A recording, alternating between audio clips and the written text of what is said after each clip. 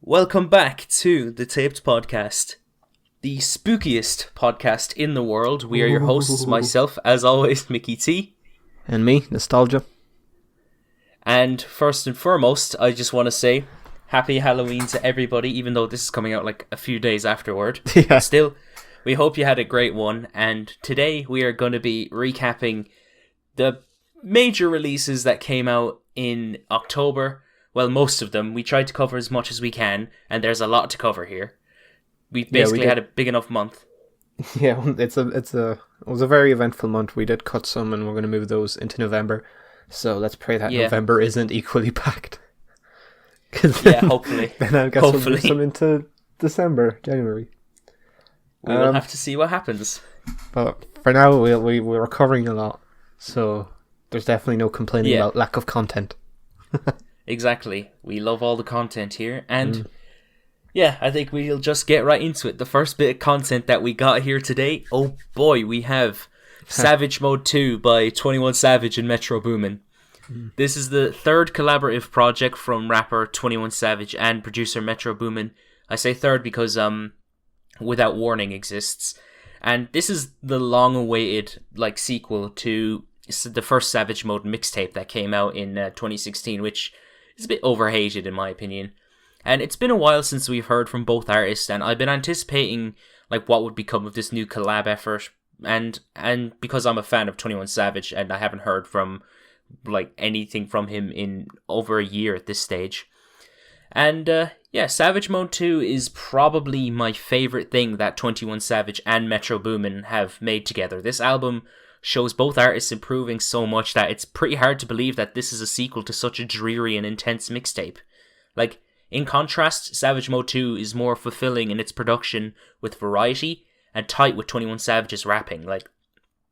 Dude, it's hard to believe that this is the same 21 Savage from a few years ago. This Savage is just sliding over these beats like it's nothing. His flows are more diverse than ever. He comes up with some consistent rhyme schemes. His delivery is consistently cold yet exciting. And while his writing isn't the best, he does have some entertaining bars and moments of lyricism. Of course, what 21 is doing on here wouldn't be what it is without Metro Boomin's great production accompanying him, as some of his best beats are on this thing. Some of it is classic Metro to the core with dark, moody trap aesthetics crossing over with atmosphere and hypnotizing melodies. Best part about the production on Savage Mode 2 is how diverse it's gotten, with Metro providing a healthy balance between the tracks that feel more sample heavy and the ones that feel more bright and somewhat psychedelic. And there's even an 80s throwback one there which caught me off guard, but it fucking slaps. The tracklist itself is pretty tight. The Morgan Freeman moments are just, they're great. And I love the part where he just goes, well, yeah, the rat is a fucking rat. That just never failed to put a smile on my face. That was fucking awesome. And I think that the flow of this album is incredibly smooth and, well, it's well made in terms of its transitions, and there's plenty of highlights on here that get the job done very well with great results. For me personally, this is probably my favorite trap album of the year, and I'm pretty confident in saying that as, this is my favorite thing from 21 Savage and Metro Boomin. So yeah. Yeah, I share a lot of the opinions you do, to be honest, and I do agree that this is probably the best thing that either one of these artists have worked on, especially together. And it's probably my favorite trap album of the year. I think Metro completely kills it on the production front. The beats are very well layered, they're crisp, entertaining, and just they don't really grow old or tired like a lot of trap production tends to these days. Savage just gives one very infectious and catchy and entertaining flow one after another, with some surprisingly very clever lines in there. As you mentioned, the Morgan Freeman narrations throughout are like the cherry on top here. And I definitely agree with your sentiment about this being the best trap album of 2020. There's nothing really that rivals it, so far at least. Yeah. My favourite tracks from Savage Mode 2 are Mr. Right Now, Runnin', Slidin', and My Dog. My least favourite tracks are Said and Done and Snitches and Rats, and I gave this album a strong 7. My favourite tracks on Savage Mode 2 were Running, Glock in My Lap, Mr. Right Now, No Up Left, And man, my least favorite track was Stepping On, and I gave this album a decent 7. Next, we have Róisín Machine by Róisín Murphy. This is the 5th studio album from the Irish singer, and Róisín Machine sees Róisín Murphy do what Dua Lipa and Jessie Ware did earlier on in the year and make a batch of tracks inspired by a lot of 90s nostalgia and new disco. And the way that I see it, I think Róisín delivers some pretty charming, pretty seductive and charismatic performances on top of some really great production. While I like this album, I do have some issues with it. I feel like the production kind of carried the album, as I don't really find a lot of what Róisín did vocally like to feel that interesting. Sometimes they come off pretty bland, and they kind of suck the enjoyment out of these tracks, well, in particular on the first half, but I feel like it picks up steam around the second half with better performances over the best production choices. And of course, speaking of production, it's great on this album to say the least. The addicting melodies, the funky grooves, the intoxicating atmospheres come together in the best of ways. And I'm here for it. I'm loving every moment from it, except for Kingdom of Ends. And the instrumentals truly act as a great backdrop for what Róisín is doing. And in particular, the best tracks are just fantastic. So yeah, despite my criticisms, I think Róisín pulls through and delivers some very enjoyable material that I get a fair bit out of.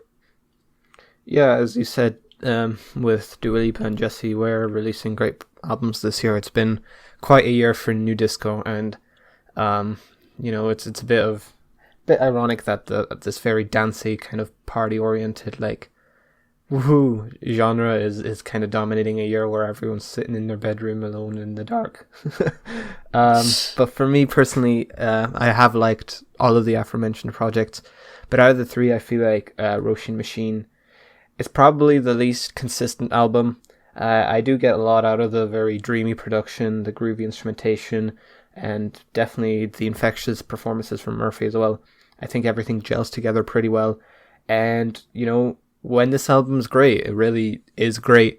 And thankfully that happens more often than not. But there are a few tracks that just feel a little empty, a little shallow and long-winded to me. You already mentioned Kingdom of Ends. And yeah, I think it kind of does bring the album down because, it kind of ruins the momentum. Tracks that I really don't care for just kind of sour the experience a tiny bit. But that being said, the material on here is still definitely worth checking out. Yeah, I agree. My favourite tracks were Incapable, Murphy's Law, and Jealousy. And my least favourite track is Kingdom of Ends, and I gave this album a decent 7. My favourite tracks were Simulation, We Got Together, Murphy's Law, Narcissus, Jealousy. My least favourite tracks were Kingdom of Ends and Game Changer, and I gave this album a light 7. Next we have CMFT by Corey Taylor. This is the debut solo album from the frontman of Slipknot and Stone Sour, Corey Taylor. And I was very pessimistic going into this album, as the singles for this were pretty bad, to say the least. They sounded like really bad, like rehashes of like the kind of worst arena rock acts and some of like the worst like nu metal throwbacks that I've heard. And honestly, it crosses over with like WWE entrance music. It borderlines on that, honestly. And that's all I can really describe what I'm hearing on CMFT is. So, to say the least, butt rock. Granted, the lyrics aren't totally horrendous, but the choices in the production just left me eye-rolling through the fucking thing. I get what Corey was trying to do, but I don't enjoy it. If you thought Father of All embodied like the worst rock tropes, I think that a CMFT would like to have a word with you. Every single riff, melody, and idea on this thing is just trash. The vocals are too clean, and this just dragged on for so long that it was just painful to sit through. Some tracks had decent energy to them, I guess, but that doesn't stop me from wanting to throw up when I'm hearing this. The fact that this album ends with a toilet flushing too is perfect. Really sums up the album. Thanks, Corey. I have very little to say because of my just sheer and immeasurable confusion as to what the fuck Corey was trying to do here. This does not sound like anything, the lead singer of fucking Slipknot would ever come out with, but 2020, as Green Day have already proved to us, is the year of the boomer. And this is just, I guess Corey's just another victim to that. I've nothing to say. This is just a compilation of shitty rock trope after another. It makes no sense to me that I don't see where any of these ideas could have spawned in Corey's head, and he actually was like, yeah, I'll pull through with this. This is something that anyone on earth is going to want. It's bafflingly bad, and I've nothing much to say. Fair enough. I think the best track on here is halfway down. The rest of the album is bad, and I gave this album a strong 1. I didn't know what to do for best and worst tracks. I didn't know how to differentiate a best track from a worst track here. I gave this album I gave it a light 2. Next, we have The Album by Blackpink. Way to rip off Tiana Taylor there. Anyway, this is the long-awaited sophomore album from the K-pop group Blackpink, and even though I haven't delved that far into the K-pop sphere, I maintain optimism when going into those projects, but when it comes to The Album, all I really have to say is, like, what the fuck even happened on here? How is this real? And I'm not over-exaggerating when I say this, but this was one of the longest 24 minutes I've had to endure in my life. I just couldn't be bothered with this thing after 3 songs. There are a few things I can give credit for. You know, it's somewhat listenable. I think Lovesick Girls is a good song, but for the most part, the confident demeanor that the members give off is just... it's just so, like, off-putting. The production on this album is awful as well. It sounds like shitty pop rap from the early 2010s. It sounds like what fucking Kid Ink and Chris Brown would have been over at that time. Like, the members of the group have little in the way of anything interesting about their performances, as the rapping is off, the flows are tacky, the lyrics are uninspired and bland, the choruses are just vomit-inducing, and the songs are just flat-out boring when they aren't total trash. It does pick up a little bit of pace towards the second half, but it's just still a slog to get through, and Jesus, it was only 8 songs. How is it this bad? Like, I'd assume the K-pop industry is just fucking floating in cash. You think they just get better production, afford better mixing and shit? Like, come on. This is just bad. I've nothing else to say here. Also, fuck review buying, am I right? Hell yeah, bro. Yeah, I'm generally quite open to K-pop, but this album is just fucking horrible. It's got some of the most overblown, generic and dated sounding production I've heard not only this year, but ever. And, you know, some of the most obnoxious vocal performances, hooks and verses you could ever imagine. You know, I don't think they do anything to establish themselves or make a name for themselves, you know, in a more artistic way. This is just like shit that will get white girls turned. And the only redeemable grace for this on this album for me is the track Lovesick Girls, which genuinely has some fantastic production throughout and is only really brought down by a really just strange and unusual rap verse that doesn't really do much for the track. But overall, this is just really shit.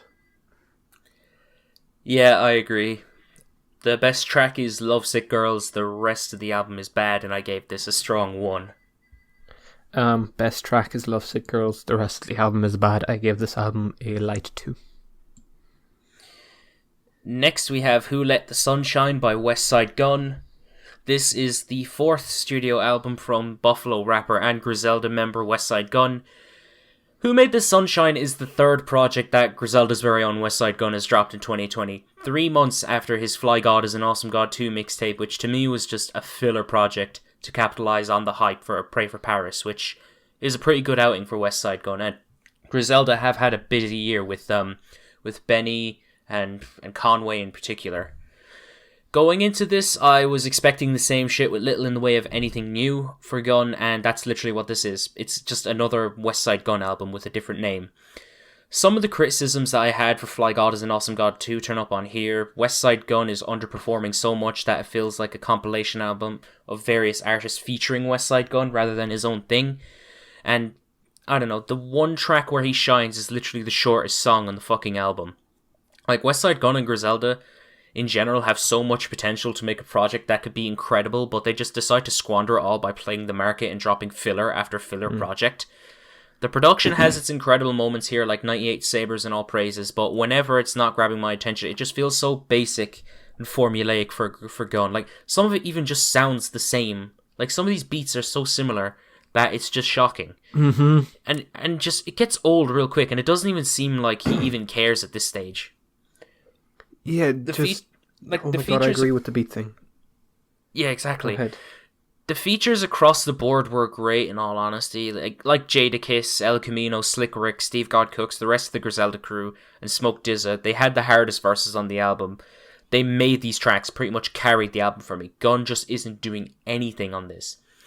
It's so sad it's just so sad to the point where Gunn's rapping is just slowly becoming like the worst part of his music.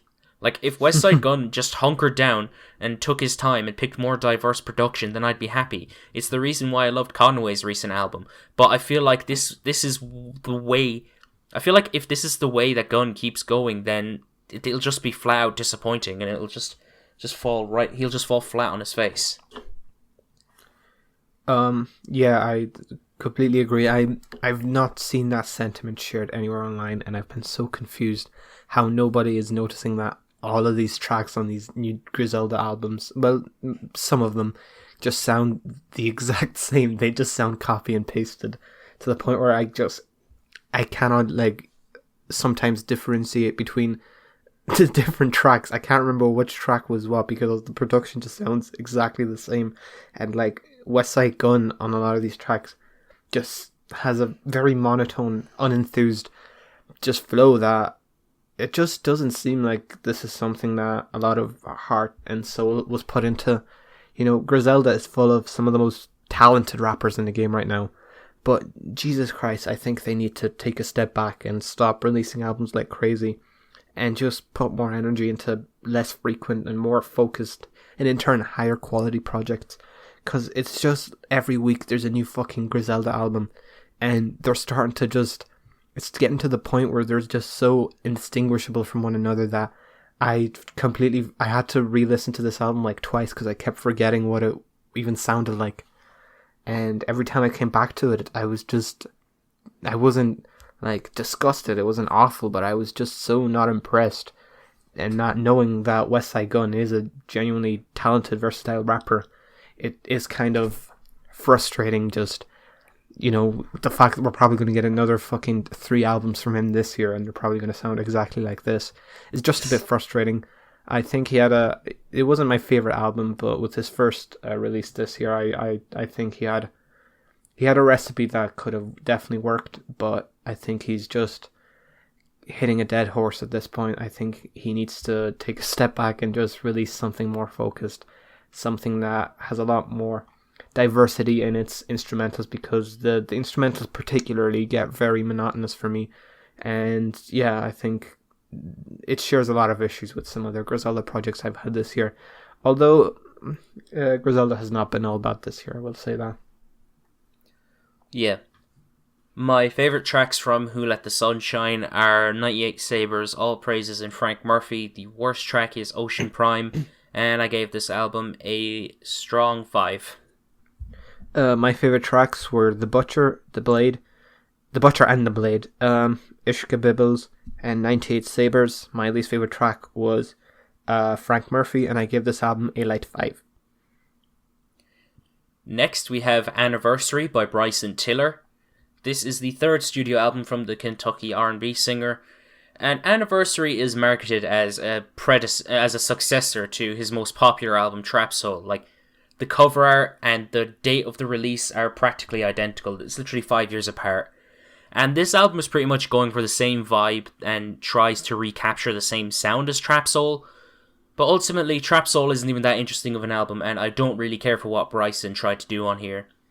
I think that there are 1 or 2 moments here that stood out to me, but I just can't enjoy how generic a lot of the production is, how processed Bryson Tiller's vocals are, how much he sounds like a freakish mix between Drake and Chris Brown, and how uninteresting his writing is. I get that it's a vibe, but the guy is really just putting me to sleep half the time. Plus, this album literally exists already. It came out 5 years ago. It's trap soul. If you wanted to go listen to trap soul, go listen to trap soul. Like, this is just so unnecessary to me, in my opinion. Yeah, I don't think this album is that bad at all. I think it has its moments, and Bryson does showcase some of his talents. But a lot of this album is just very monotone and sleepy. The production is a bit limp and lifeless and dreary. And I think this whole album just feels very skeletal to me. It feels like there's not much life here in the music. And it's quite a struggle to just sit through and enjoy, because just how boring and how dreary a lot of the material on here is. I think he's talented, but I think that this doesn't really do much to showcase any of that talent.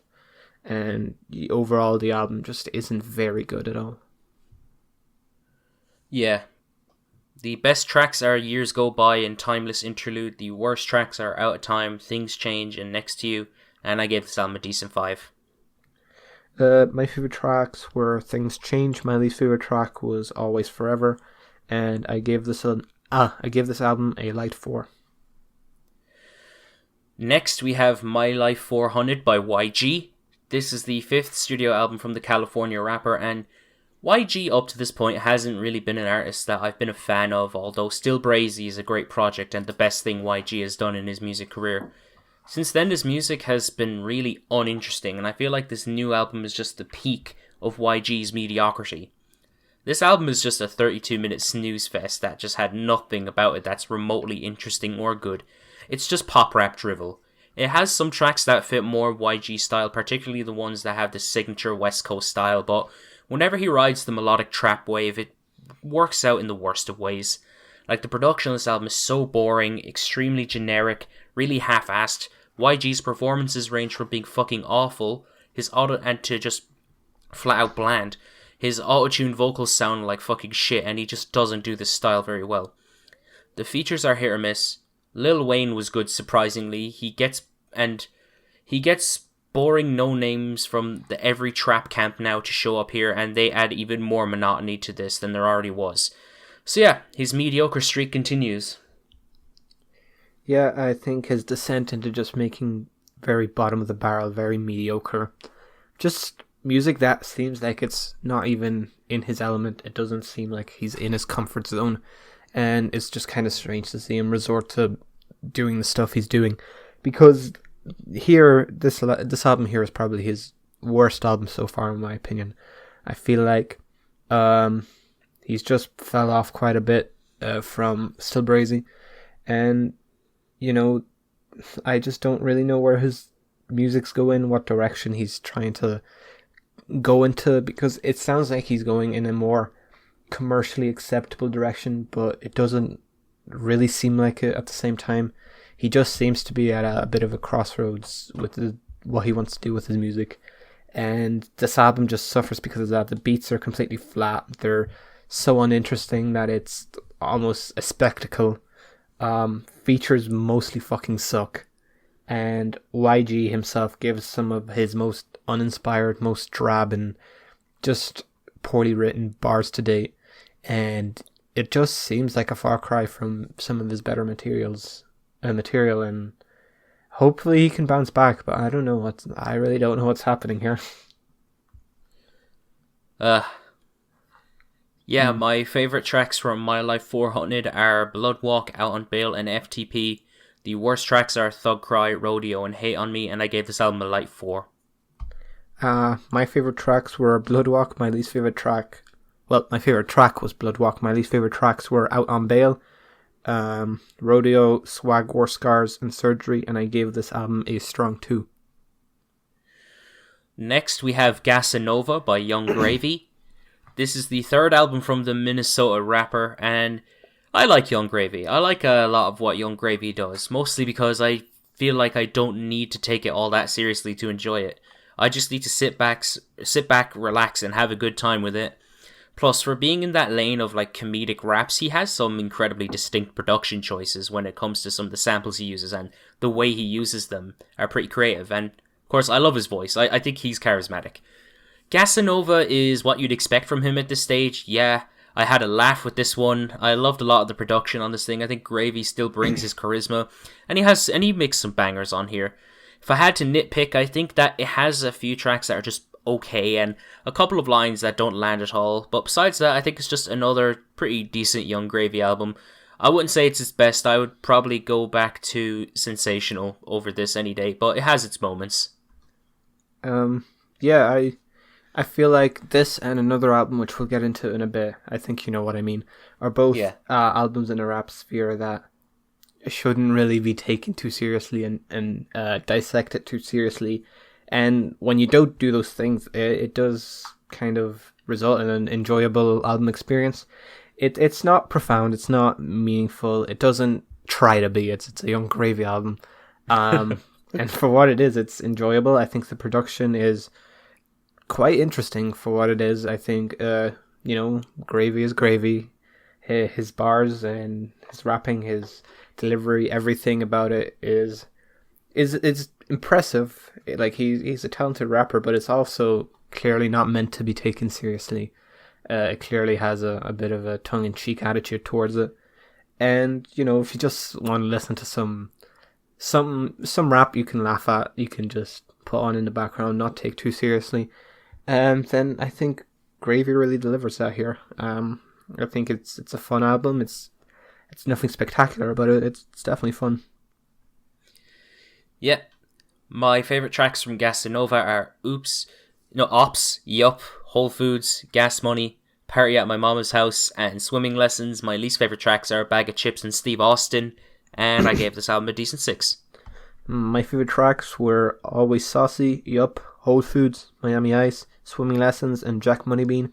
My least favourite tracks were Martha Stewart, Tampa Bay Bust Down, and I give this album a light 6. Oh, Tampa Bay Bust Down, was that the one with Chief Keef? Yeah. It was like a country song. Yeah. Oh, that was funny, honestly. It was funny, yeah, but it wasn't very good. Alright, next we have Lament by Touché Amore. Am I pronouncing that right? Mm-hmm. This is the 6th album from the California screamo and post-hardcore band, and I'm relatively new to this band's music. I was recommended to listen to their 2016 album Stage 4 by you, and yeah, it's an emotional journey that hit like a ton of bricks. So going into this next album, I was only expecting great things, and I think Lament delivers on another great experience. I think the production on this album is great. The non-stop intensity and unrelenting sounds are pretty good. The guitar work is fantastic. The drumming is class. It's constantly pummeling, and that matches Jeremy Bohm's screaming very well. And the harsh vocals and the dark lyricism are good. It's not always like that when they try to do that and experiment a little bit more with sounds and styles, which I could appreciate. In contrast to Stage 4, this sounds like a grieving process, I would say. Jeremy is getting retrospective on some of these tracks, and I enjoy that aspect of it. It doesn't try to recreate what, captured Stage 4, but kind of expands upon it, I would say. All in all, I think it's consistently good. It delivers on being a brilliant follow-up to their most acclaimed album. I know they had something in between that, but was that like a covers album or something? It was a re-recording of their debut. Oh, okay.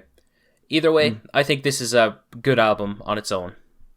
That's all I have to say. Yes. Yeah, aside from a few singles here and there, and as you said, a complete re-recording of their debut in 2019, Touché Amore have kind of been on the down low since their 2016 album Stage 4, which is one of my favourite albums of the last decade, and an album that, as you said, just hit me like a ton of bricks. It's one of the most emotional and gut-punching albums I've ever heard, and understandably, the band have kind of been on the down low since then. You don't really go right back into making music as you usually would after something like that, which is understandable. And I'm glad they waited until however long they waited, because the result is an album that is still very much personal, still very much intimate, and still kind of sees Jeremy dealing with a lot of the issues he was dealing on Stage 4, but in a more kind of less immediate sense, because it's been a few years. It feels definitely a lot more retrospective, a lot more accepting of everything that's happened, and still it doesn't really take away any of the intensity and the emotion that can be found in Touché and Amore's music. It's still just hard hitting as always, but it does kind of feel like a bit of a light at the end of the tunnel. And it's not a happy album, I'm not saying that, but it does feel like acceptance is the right word. I did use acceptance, optimistic kind of. And it does really show that the band still has a bright future ahead of them. I think the instrumentation here is very interesting. I like a lot of the unique passages. The guitars are great, drumming's great, Jeremy's vocals are as hard-hitting and intense as ever, and the band just are in full form. I think they're doing what they're good at, and I think they'll continue to for years to come, and this is a very welcome addition to their discography. Yeah. My favourite tracks from Lament are Limelight, Exit Row, Savouring, A Broadcast, I'll Be Your Host, Deflector, and A Forecast. My least favourite track is Reminders, and I gave this album a decent 8. My favourite tracks were Come Heroin, Lament, Feign, Reminders, Savouring, and A Forecast. And my least favourite track was Exit Row, and I gave this album a strong 7. Next, we have Atlas Vending by METZ. This is the 4th studio album from the Canadian noise rock band, and I think this album is good. I like it. I like a lot of the instrumentation. The drumming is top notch. The guitar work is dirty and grimy, and the bass work is really good. The track list itself is decent. The first 5 tracks in the album are incredible in my opinion, but the second half leaves a lot to be desired. However, I have my issues with this album, and it's a glaring issue for me. I feel like this album is super derivative of one band in particular, that being Daughters. Like, if you didn't tell me this was another album by another band, I would have mistaken it for a B-sides album from Daughters. Like, I think some of these songs are pretty great, but it's just pretty distracting how derivative they can be. It just makes me want to go listen to Daughters self-titled or You Won't Get What You Want. Like, I don't know, it just leaves me with that feeling. Yeah, I feel like Atlas Vending kind of accomplishes what it wants to.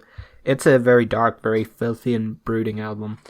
But I think it's quite evident at times that care for a completely coherent and just fulfilling record wasn't really the main priority. The main priority was kind of this whole setting a whole aesthetic and atmosphere, and they deliver on that front, but the whole album is at times very messy, and especially like in the second half, as you said, it kind of spirals down into like almost the point where it's unintelligible.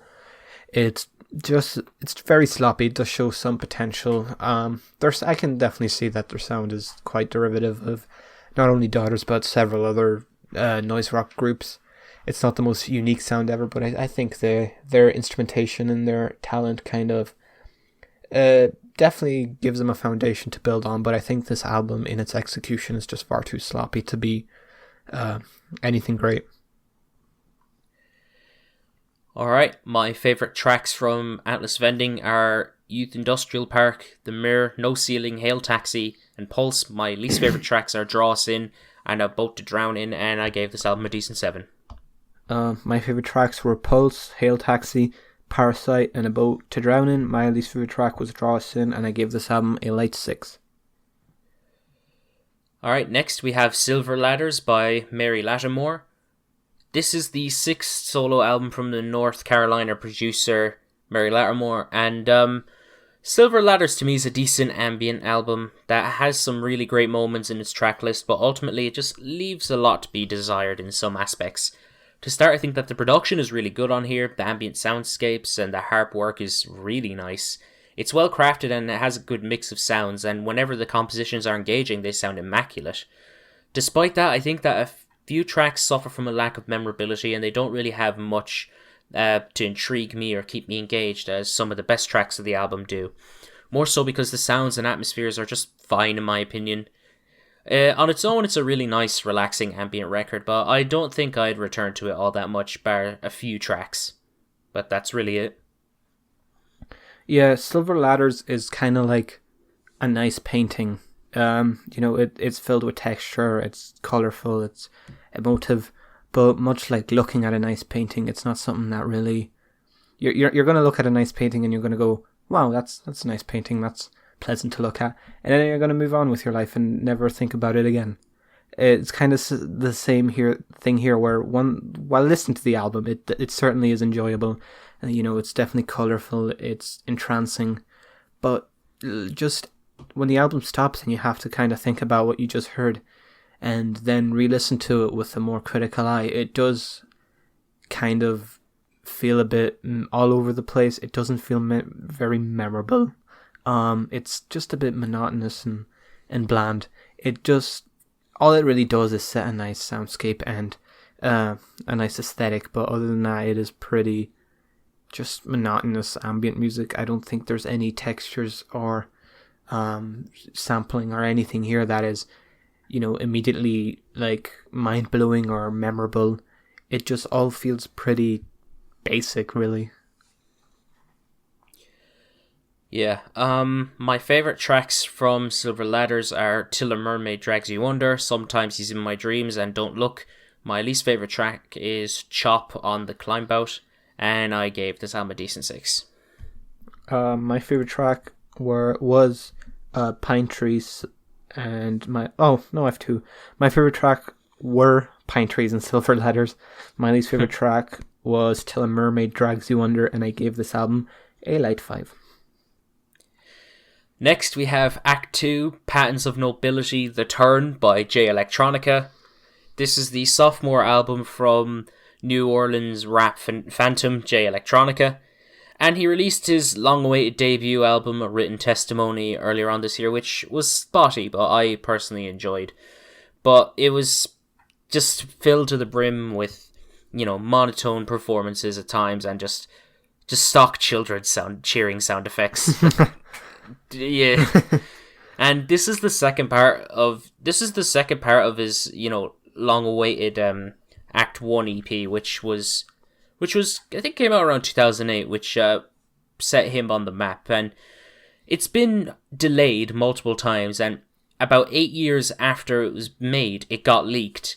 And I don't know why JLX kept it under wraps, but it's out, and I believe he's about to release it Untitled when he clears the samples. The album itself has some merit to it, like some of Electronica's lyrics being on point. The production has some cool moments, and it sounds like it hasn't really aged all that well, but it is demo quality, it is a leak after all. And I just can't get behind the entire thing, as it's just plagued with these issues. Like, so many tracks are just underwhelming in its production, as some of the sampling he uses is stretched out way too long, and it shouldn't even be that long. And for some reason, just some of the sampling just feels lazy. Like, you literally just stole one section of In the Court of the Crimson King and just put a sample over it. That's literally it. And it just gets to the point where Electronica is barely on these songs. The features did a decent job, I guess, but fair few were underutilized a lot. I think JLX's lyricism has its moments, but there are a few moments that are questionable, and the delivery just makes things slower, and the stock children sound effects, please stop. It has some nice tracks on it, but the problems that plague this album just ruin it for me. It's a leak after all. It's demo quality, so I'm not surprised it's like this. Yeah, I don't really see what people see in Electronica's, at least his recent output. Well, this isn't very recent in terms of when it was made, but it's only now getting shown to the public. And it just, like a lot of the issues I had with A Written Testimony just continue on here. It just is a very drab, completely unremarkable, just basic sounding rap album. I think the production sometimes has some moments where, it definitely shows some merit and some unique ideas, but a lot of the time it's just completely monotonous and washed out. And then the children's stock sound effects, I get this was like, when was this made? Like 2012? Maybe that was a cool thing to do in 2012, but Jesus Christ, not on every fucking track. And Jay's flow overall just seems very drab and monotonous, just isn't very exciting. And just this whole project does nothing to me. It's just very unremarkable, and I kind of fail to see why everyone else sees in his music. Maybe one day he'll grow on me, or he'll release something that proves me wrong.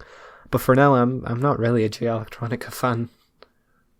I've Yeah, heard his older stuff I've as well. noticed. It doesn't really do much to me either.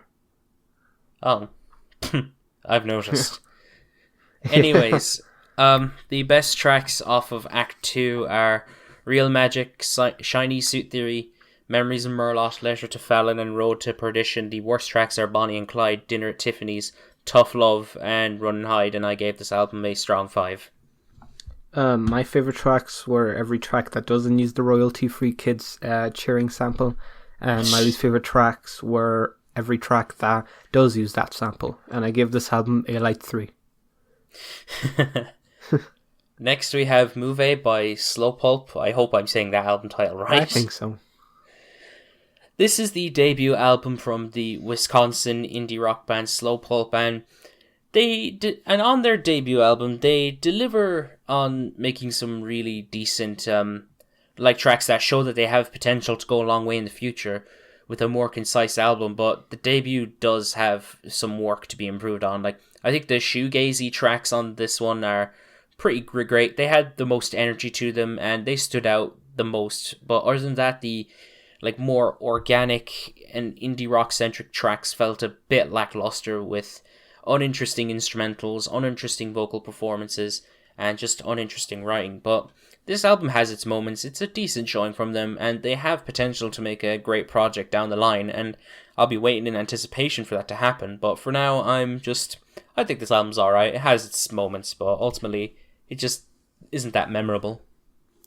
Yeah, I think it's a pleasant, very distortion-kissed little indie rock album that definitely displays the band's knack for building atmosphere and very dreamy textures.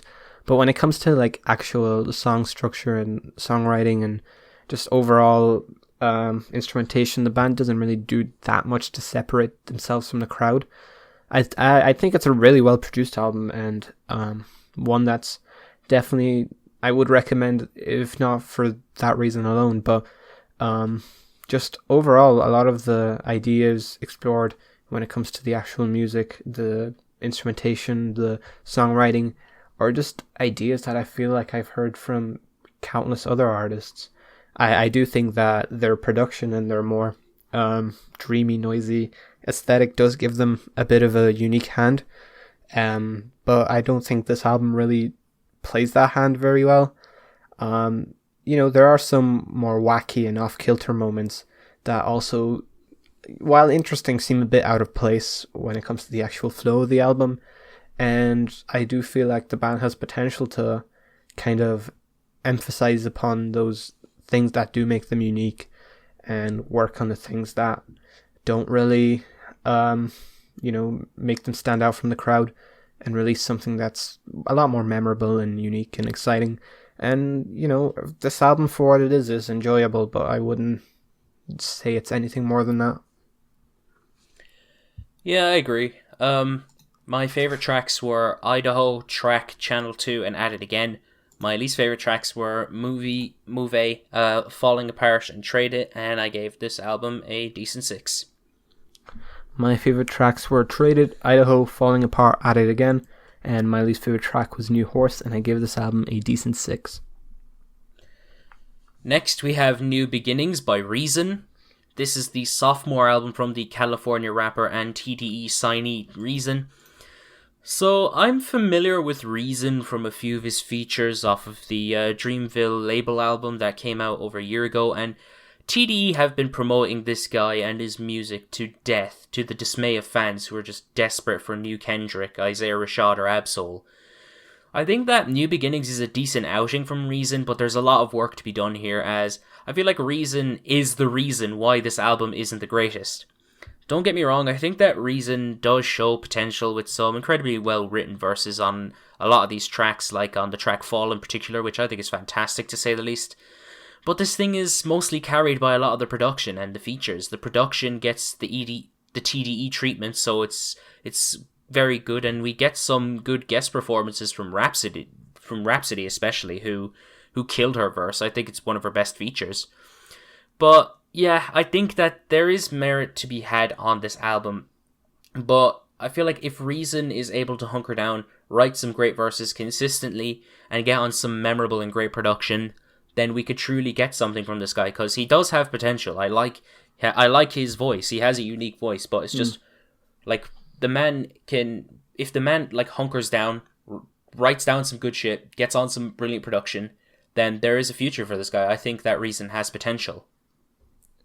Yeah, I agree. I'm a bit indifferent when it comes to this album. I think he does display some great energy, great flows, and an overall talent. But definitely, I think this album doesn't really do much to live up to, the standard that he probably can reach with the talent he does have. It does sound a bit indicative of different artists in the rap game right now, and it just kind of lacks his own unique personality and style. But the most hit or miss thing for me would definitely be the production, which a lot of the time it sounds very like sinister and spacey and ethereal, but once you kind of inspect it further and below all of the atmosphere and the reverb and all that, it's very, the production and the overall makeup of it is very skeletal. It's very redundant. It's not the most interesting thing ever, and I think it just kind of gets clouded by this cloud of atmosphere and reverb and dreamy aesthetic, which does kind of work in terms of the album, but it doesn't really make for something that is long-term interesting or exciting. I do agree that he does show some promise here, and he's got a good flow. I do like his flow. I like his delivery. I think he has some good lines here and there, but overall it doesn't seem like he's really reaching his potential here. Yeah. My favourite tracks from New Beginnings are Fall, Slow Down, Pop Shit, and I Can Make It. The worst tracks are Stories I Forgot and Sauce, and I gave this album a strong 6. My favourite tracks were Something More, Favourite N-Word, Flick It Up, Gossips, and Windows Cry, and my least favourite track was Showstop. I gave this album a light 6. Next we have As Long As You Are by Future Islands.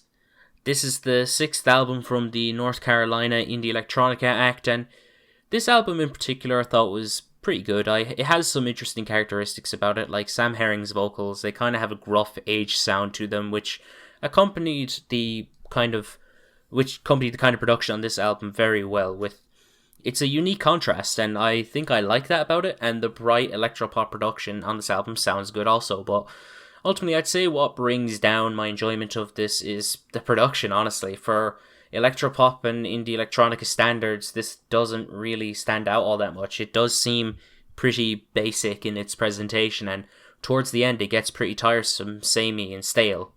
Plus, there's tracks on here that border on just being very unmemorable that I don't really see myself returning to all that much, but I feel like there is merit here for the first few tracks and some of the things here. I enjoy aspects of this, but it's just a little bit inconsistent. Yeah, As Long As You Are has some moments of serious quality, but I just feel like Future Islands just don't seem to be making any effort to update or experiment with their sound. If you told me to predict what a new Future Islands album would sound like before I listened to this thing, this was probably the exact thing I would envision, which is fine if you're just looking for more music from the band and don't really care about the overall quality or care about them trying out new ideas.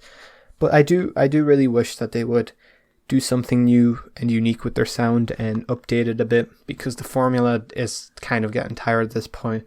Most of the tracks here sound like they would fit on most of the previous Future Island records I've listened to, and it's a fine album, but it's hard to seriously laud it when I know that the band is capable of more, and I know that they're just not really doing much to reach that potential or experiment or change up their sound. Overall it's still it's an enjoyable album. I just would have wanted a bit more. Yeah. My favourite tracks from As Long As You Are were Born in a War and For Sure. My least favourite tracks are The Painter and Moonlight, and I gave this album a light 7.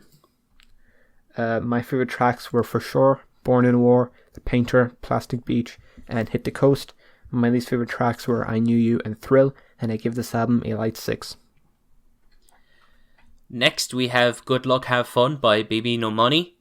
This is the 5th album from the Canadian rapper Bbno Money, and I've been familiar with him for a while now. I know in recent memory he's gotten a lot more popular alongside Young Gravy, but I have to admit, Baby No Money has shown himself to have personality and character to him, much like what Young Gravy does. This album is mostly handled production-wise by Electra as well as him, and the beats definitely have their moments, but I feel like when they don't land or sound like off-kilter for Baby No Money style, they feel way too lifeless and skeletal, but I'll be damned if I didn't say the hip house tracks on this thing were fucking top tier. Baby No Money himself was decent throughout this. He had some catchy moments of flows, and he brought some charisma to the table, and a lot of the tracks on here are really great, but you know, the monotone delivery kind of ruined some of the tracks for me. Despite that, I think there's a bit of quality to be had in this album, and I think it's great. I think what Baby No Money and Young Gravy are doing is a good thing. I think that it's really good, mindless music, honestly. You don't need to think about it. I want to sit back and have fun. And I sure as hell had fun with a lot of tracks on this album in particular. Yeah, you know, same as Young Gravy, I don't think Baby No Money's music is cutting edge. It's not very experimental. It's not entirely unique. Neither is it meticulously written or crafted or produced. But it's really fun. And that's completely the point. And I think that, you know, out of the two rappers that we talked about, I definitely prefer Baby No Money's sound. I do think his flow is a bit more interesting. And, you know, there are some moments that display, you know, quite a bit of talent from the rapper. There's plenty of great one-liners. The instrumentals are oftentimes very off-kilter and quite unique and interesting. And he definitely showcases some really solid flows, especially over some somewhat unorthodox instrumentals. But the heart of this album and the thing that keeps it beating is the fact that it's fun. It's just a bit of a tongue-in-cheek joke album that's kind of serious at the same time. And it does ride that line very well, and it is definitely an enjoyable album. So you're on the Baby No Money train, and I'm on the Young Gravy train. yeah. Anyways, my favourite tracks from Good Luck Have Fun are Ama, Me, Backwards, Bubbles, and Feeling Good. My least favourite track is Astrology, Man in the Mirror, and Admit It, and I gave this album a light 6. My favourite tracks were RGB Money, Jack Moneybean, which features Young Gravy, Me, and Ama, and my least favourite track was Admit It. I gave this album a decent 6. Next, we have My Agenda by Dorian Electra. This is the second studio album from Dorian Electra, and I'm familiar with their music from last year's Flamboyant, which I thought was good, but wasn't really a fan of the vocals all that much. With My Agenda, I hoped for the best, and I hoped that I'd finally be able to fully appreciate their craft and get on the Dorian Electra hype train. But unfortunately, I was quite underwhelmed by My Agenda this time around, and I know that's an unpopular opinion. Despite it having moments that I think are genuinely incredible, and a lot of the ideas that Dorian explores are cool, they get predictable real quick, rendering them pretty stale. Some tracks feel thrown together like an absolute mess, and the writing feels underdeveloped. The vocals still don't do a lot for me either, unfortunately, and I don't know, I'm surprised that that I'm indifferent towards this, but alas, I came away with a bit of disappointment, and don't fight me, please. You know what? I'm right there with you. I really wanted to love this album. You know, I've been kind of getting into their sound a bit more recently. I've been getting into, you know, bubblegum bass overall a bit more recently. And, you know, I definitely warmed up to their debut quite a bit. So I was hoping that, you know, My Agenda would be the album that finally completely, like, sold me over and booked me a ticket on the Dorian Electra hype train. But, you know, it just left me kind of disappointed. It definitely has its moments, especially when it comes to the very dynamic and vibrant production, especially on tracks like F the World or Ram It Down. But there's just too many tracks to me that seem kind of devoid of anything special or interesting, and, you know, instead just sound like a very convoluted, poorly written and awkward sounding mess. There's tracks that I feel like just drag on these like ideas that seem stale and kind of awkward in the first place. and leave me just wanting to skip them and don't really give me anything to hold on to. But in between, there are some seriously good tracks, and I think that, Dorian and Electra, they're obviously talented, but I would have wanted more from them. Yeah, I agree. The best tracks are F the World, Barbie Boy, and Ram It Down. The worst tracks are Edgelord and Milady, and I gave this album a strong 5. My favourite tracks were F the World, Sorry Bro, I Love You, and Ram It Down. My least favourite tracks were My Agenda, Gentleman, and Milady. If I was to, do this podcast on the day it was released, I probably would have put Edgelord there, but it's not that bad. The more I listen to it, the more I don't hate it. I don't think it's bad, but it's just like, I don't know, I just don't really enjoy it all At that first, much. I definitely hated it. I don't hate it, I just think it's mediocre. I hated it at first, I'll admit to that. Overall, strong 4 out of 10. Next, we have Anime, Trauma, and Divorce by Open Mike Eagle, album title of the year. And this is the 7th album from Open Mike Eagle, and I'm new to his music. I've heard great things about some of his other projects, most notably his Brick Body Kids Still Daydream album. Amazing album. On this album, OME leaves a great impression on me, as I like this album thoroughly in many ways. I think that Mike as a rapper is really interesting. I like his charismatic deliveries and his flows. His lyrics are quite vulnerable on here, while also maintaining like a really funny sense of humor. Like, the man raps about anime and how Black Mirror ruined his marriage. What more could you want? Like, minimal in its sonic approach. The production is fine, I guess. The abstract production feels very laid back on here, with some atmospheres that are pretty great in all honesty. And we got some really nice moments. The tracklist has its duds. It certainly has plenty of material on here that I'll for sure be returning to. And, I've been incentivized to go check out some of Open Mike Eagle's other stuff. Yeah, I think he once again does what he does best on this album. He brings us a very fun and, upbeat and tongue-in-cheek, yet like very personal and intimate album. And, he does more of that on this album, more of what he's already proven that he's good at. I think the production is very textured, very layered, very calming, and just interesting overall. He does seem to kind of be, of course, the themes, the deeper themes of this album are a bit more serious when it comes to divorce, as the title might suggest, but he does kind of seem to be fooling around a lot more than he usually does, in a very earnest kind of way. And it gives it at times almost a comedic quality, and it just kind of feel like maybe he's in a way laughing through the pain or something. And the instrumentation, as I said, it definitely brings out this kind of vibrant, kind of upbeat and just pleasant sound to the album that is matched by Mike's very personal and very almost like you're talking to a friend kind of flow. I don't know how else to explain it. I don't think it's as good as some of his best works like Brick Body Kids, but it's still a very solid album. And yeah.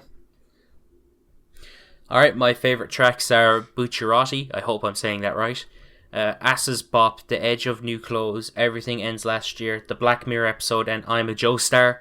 The worst tracks are Sweatpants, Spider-Man, and Head Ass, and I gave this album a decent 7. My favourite tracks were Death Parade, Sweatpants Spider-Man, The Edge of New Clothes, Everything Ends Last Year. My least favourite track was Head Ass, and I gave this album a light 7. Next we have Sign by Autechre. This is the 22nd album from the long-running Electronica and IDM duo Autechre, and I'm not familiar with a lot of Autechre's work, so I don't know what they're about, apart from being one of the big names that helped pioneer IDM alongside the likes of Boards of Canada, Aphex Twin, and Square Pusher. Sign sees the duo fuse their normal sound with a more ambient twist, although personally I'd be hesitant to call it like a full-on ambient electronic record, as the ambient side of things seem very sparse for me. And I might just be on cash for thinking that, but I don't know. I think that the soundscapes they explore are pretty good most of the time. I like a lot of the glitchy and strange dissonance of this thing. The production sounds very good too, and I took away some really great moments from here, all in all. Despite that, I feel like a few tracks on here are rendered quite uninteresting with how long they meander for and how the record as a whole is just pretty long-winded. But besides that, I took away some decent moments.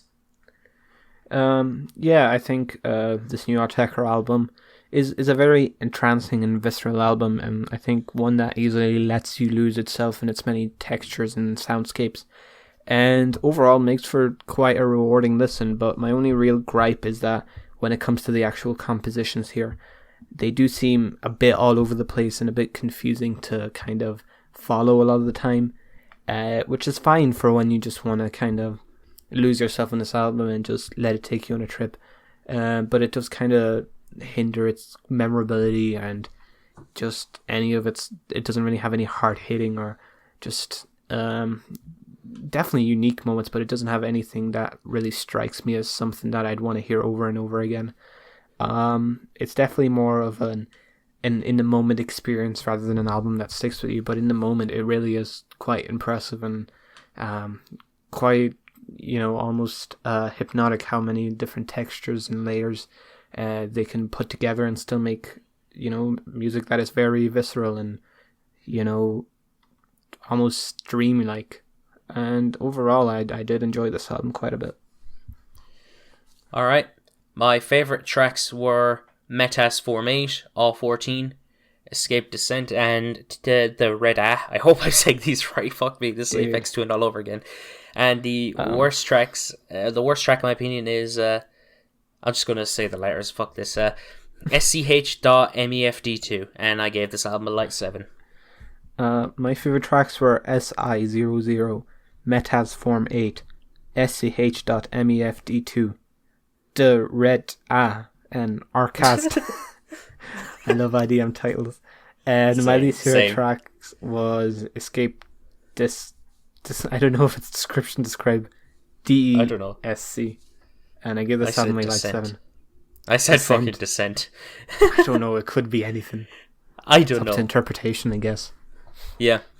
And while we're on the topic of Autechre, let's talk about the second album that they released this year, Plus. So yeah, this album dropped like not even 2 weeks after Plus, and if you get the gist of this, it's a sister album essentially. And I don't know, I just get the impression that they're just leftovers that were worked on within the span of 2 weeks. They just feel like B-sides to me. I mean, it pretty much goes for the same sound that Sign did, and I can pretty much say the same things that I said for Sign, except this album doesn't have a whole lot of memorable moments going for it, bar a couple of things that work well and do feel experimental, but ultimately it's inconsistent. It's kind of forgettable. Like, at the moment I'm failing to remember much about it, and I literally listened to it yesterday, yeah, I have nothing else to say about this. It's just another Autechre album in 2020. Yeah, thematically and aesthetically, Plus is very much similar to its sister album, Sign, and there's not much I can say about one that I can't say about the other, or that I already haven't said about Sign. But, I do feel that Plus, this year's second album, is probably my favourite of the two.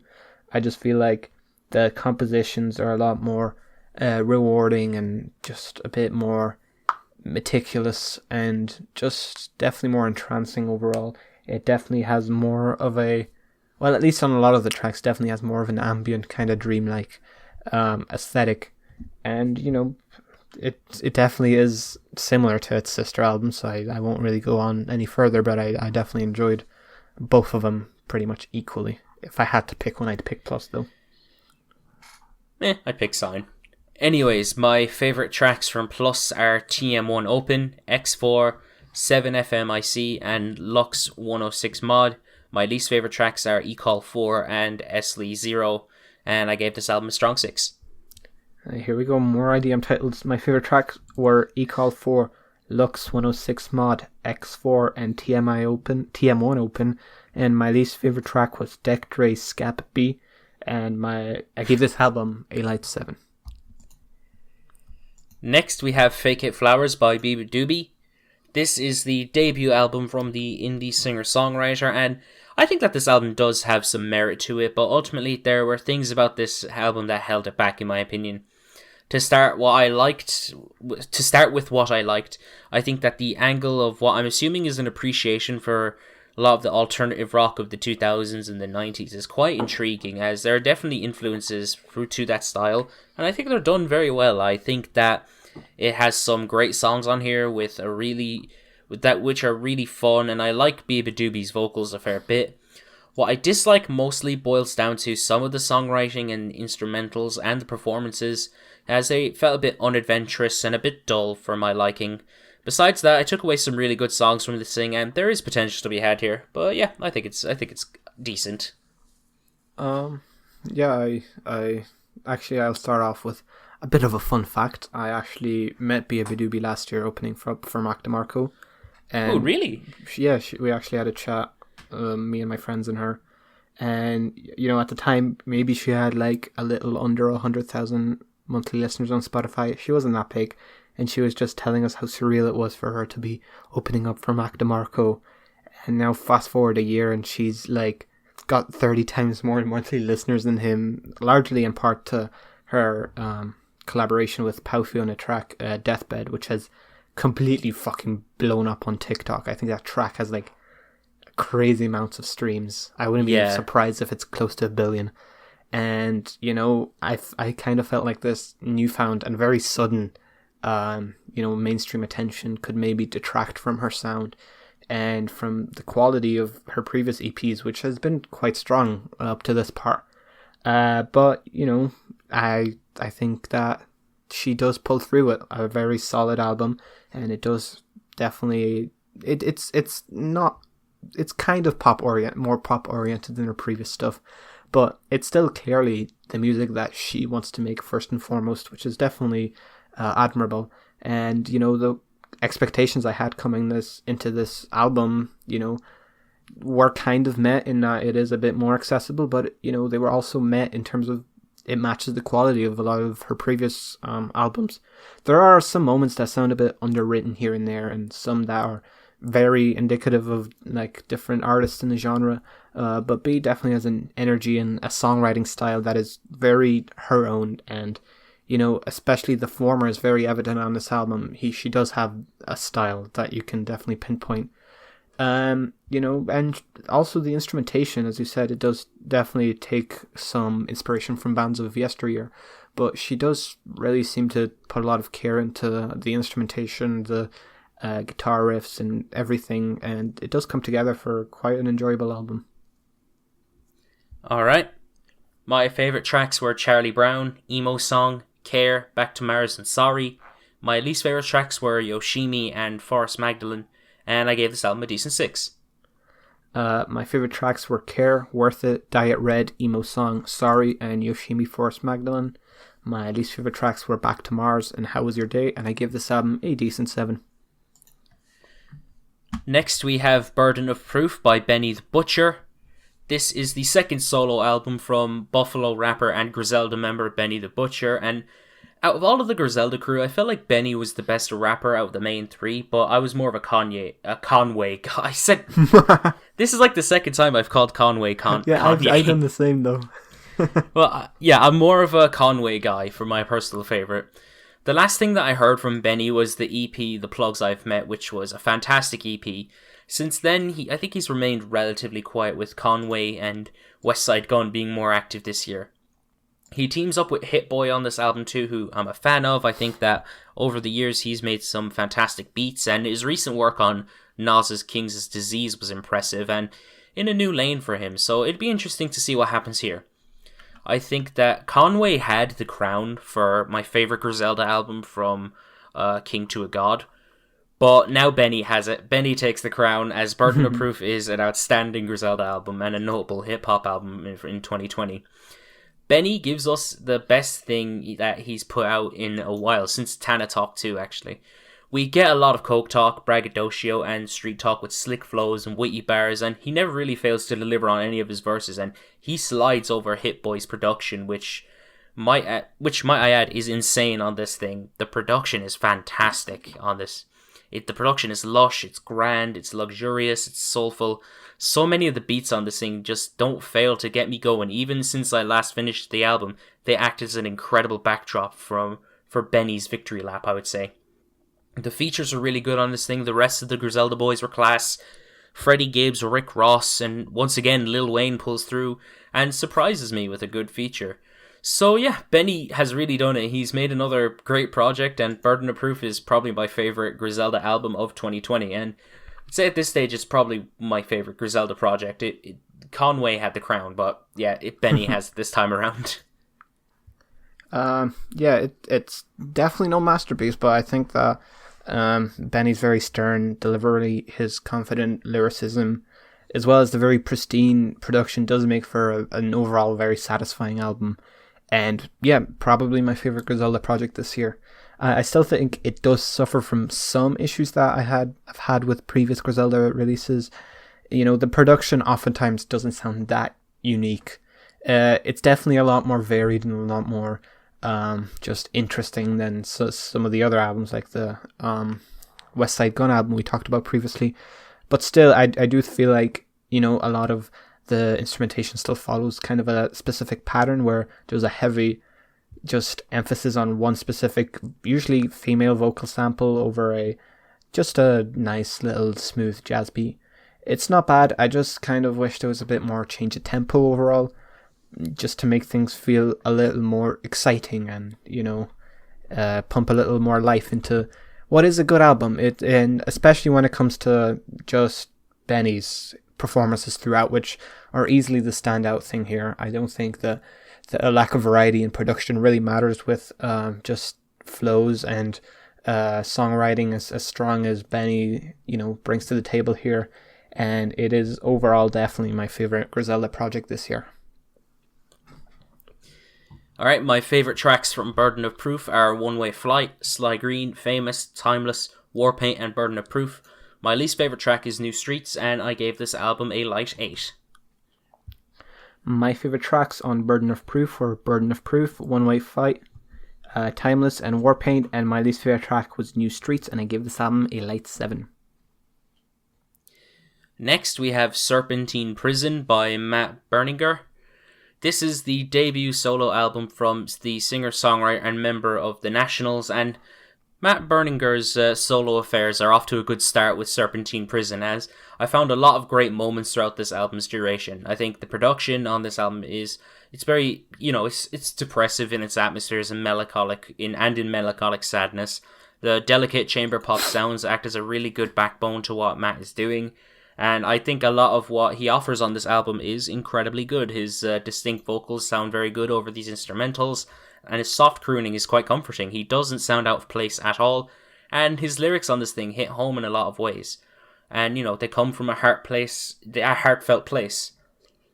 And, you know, it adds to the comfort I experience when listening to this album. The only real thing I have to complain about is that it gets one note after a bit, but there's plenty of songs on this album that sound great overall for what they are. And yeah, I had a good time with this. Yeah, I was excited to see what Matt would do on a solo project, because I am quite a big fan of The National, and a lot of their albums are among some of my favourite records of the last decade. And, you know, this new album is definitely very subtle and very steady in its delivery, and it definitely showcases some very intimate songwriting, but ultimately I think it kind of lacks a bit of the interesting instrument. Like, a lot of what makes The National great for me is that it has, you know, Matt's distinct, very deep and personal vocals, but like, aside from that, the instrumentation is always very interesting. It always, you know, keeps the energy high no matter how depressive or dark the vocals may be. The energy of the music is always just very high and very just emotional. The music has always been almost as emotional as Matt's songwriting and vocals. But I think that this album really suffers in that the instrumentation here is very bare bones and skeletal a lot of the time, and Matt just doesn't have a lot of the charisma that he displays on some of the National albums, like you know, maybe High Violet or What's their? It's literally my favorite national album, but I'm blanking on what it's called. I can't believe I can see the fucking vinyl staring at me. It's called Sleep Well Beast. That took some time. And it does kind of feel a lot more emphasized on his delivery and his vocals, which isn't a bad thing because, you know, both of those things are good and his songwriting is good. I just kind of find myself a bit bored with the instrumentation. Fair enough. My favourite tracks are One More Second, Silver Springs, Oh Dearie, and Love So Little.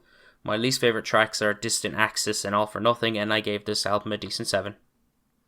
My favorite tracks were Distant Axis, One More Second, All For Nothing, and Serpentine Prison. My least favorite track was My Eyes Are T-Shirts, and I gave this album a light 6 out of 10.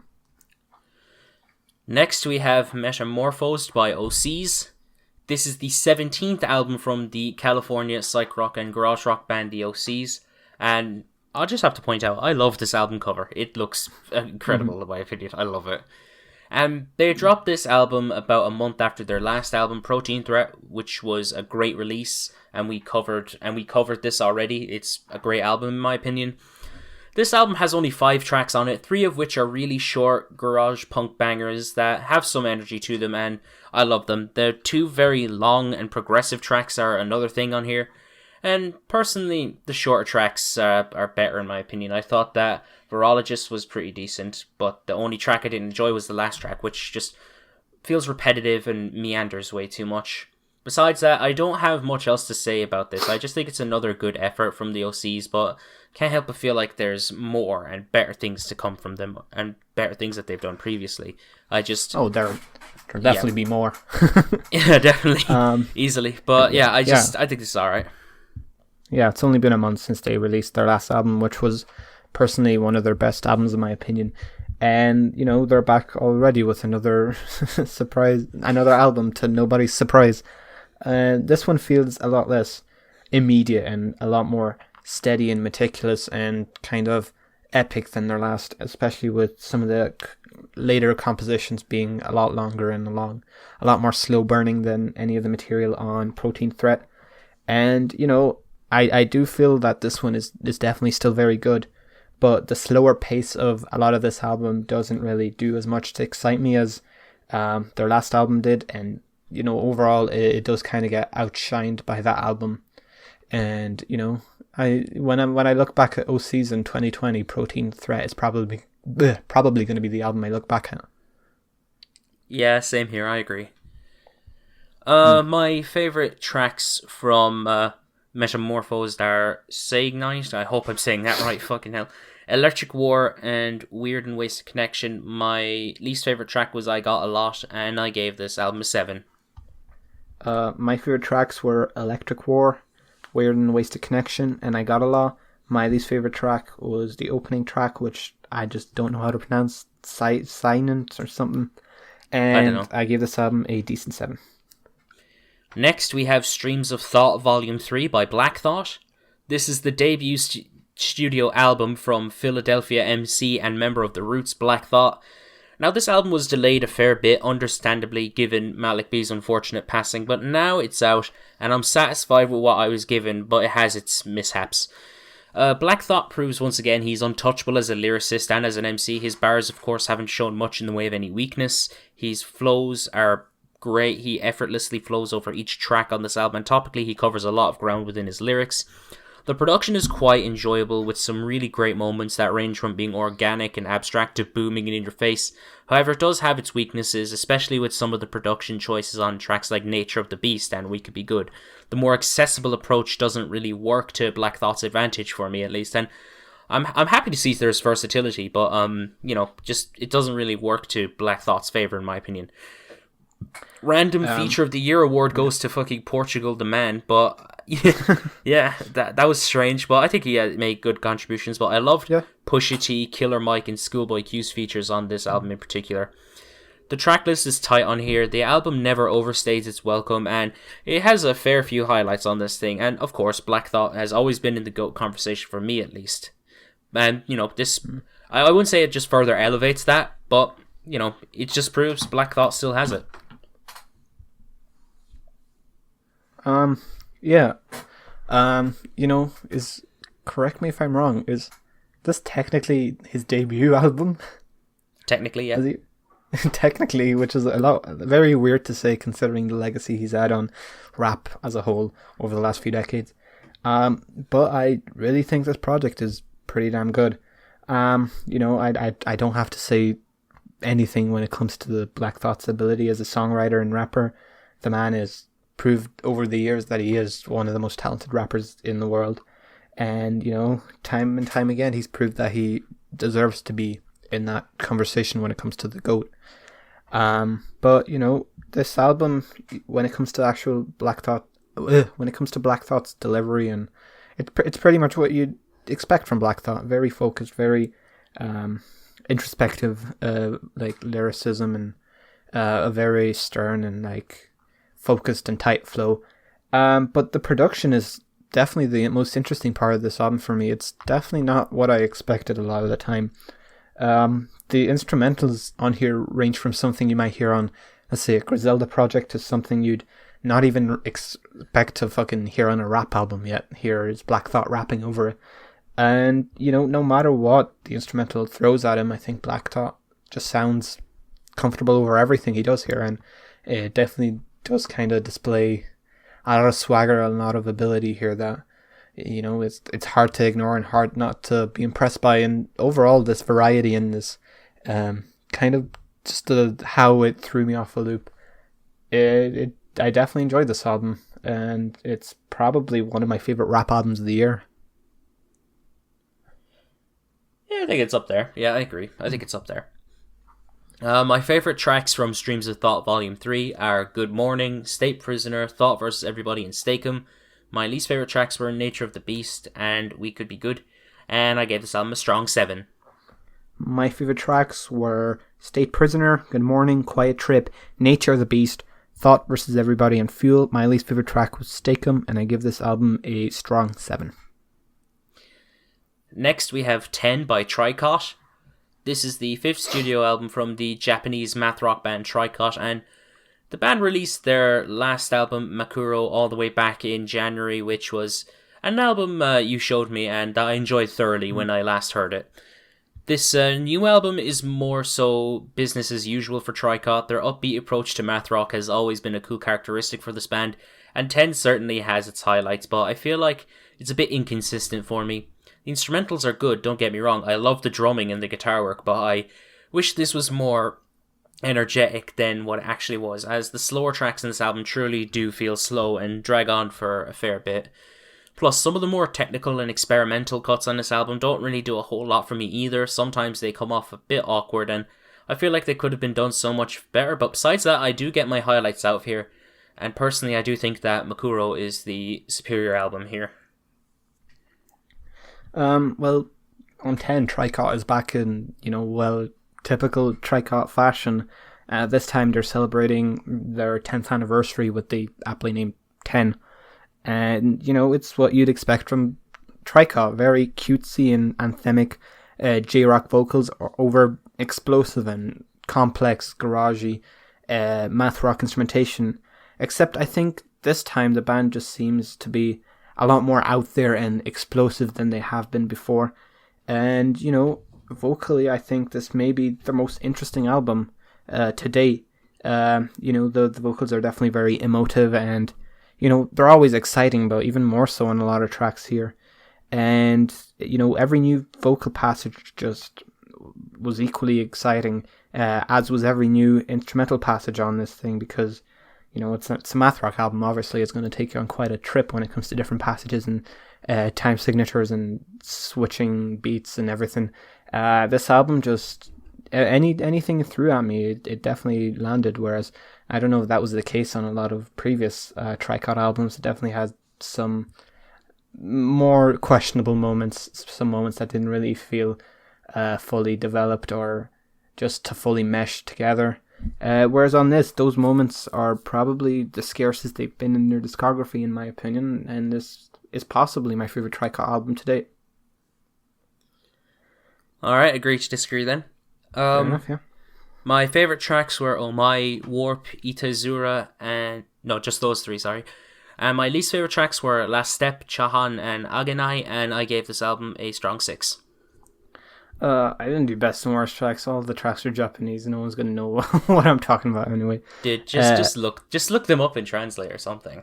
Yeah, but then anyone who hears that won't know which track's which unless they speak Japanese.